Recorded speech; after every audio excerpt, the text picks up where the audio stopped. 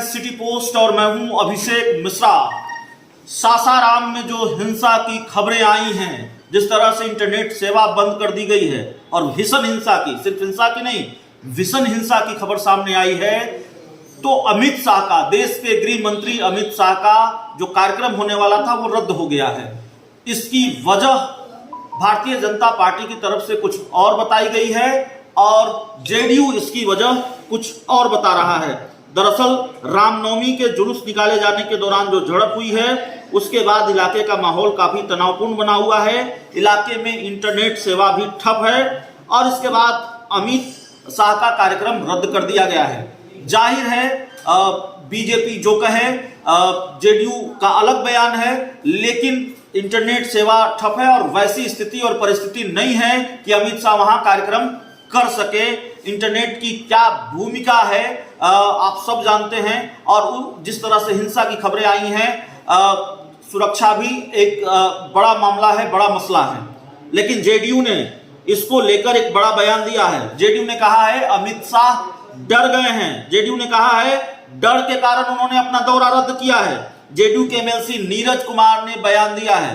नीरज कुमार आज आक्रामक थे देश के गृह मंत्री अमित शाह पर और उनके सासाराम दौरे के रद्द होने की वजह नीरज कुमार ने कुछ और बताई है। उन्होंने कहा है अमित शाह डर गए हैं, डर के कारण उन्होंने अपना दौरा रद्द किया है।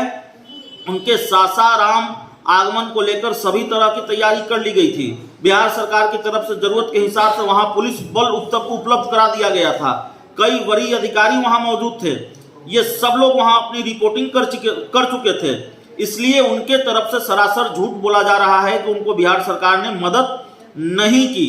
नीरज कुमार ने कहा कि केंद्रीय गृह मंत्री को यह मालूम है कि उन्होंने सम्राट अशोक के लिए कोई काम नहीं किया है, इसलिए वो सम्राट अशोक जयंती में शामिल नहीं होना चाह रहे। अमित शाह ने सबसे बड़ा राजनीतिक अपमान किया बाबू जगजीवन राम का, जो वहां से 8 बार सांसद रहे। केंद्रीय गृह मंत्री और इनकी सरकार ने जगजीवन राम छात्रवृत्ति योजना को बंद कर दिया।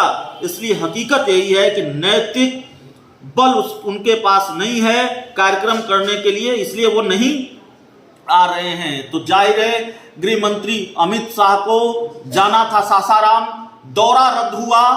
जेडीयू कह रही है सरकार ने तो सब कुछ उपलब्ध कराया, सुरक्षा बलों को उपलब्ध कराया, सब कुछ उपलब्ध कराया, बावजूद इसके अमित शाह नहीं जा रहे हैं क्योंकि नैतिक बल नहीं है, काम नहीं किया है, सम्राट अशोक को लेकर काम नहीं किया है। तो देखिए जो स्थिति और परिस्थिति है 2024 के लोकसभा चुनाव तक या 2025 के बिहार विधानसभा चुनाव तक बिहार की राजनीति में सम्राट अशोक का जिक्र बार बार होगा।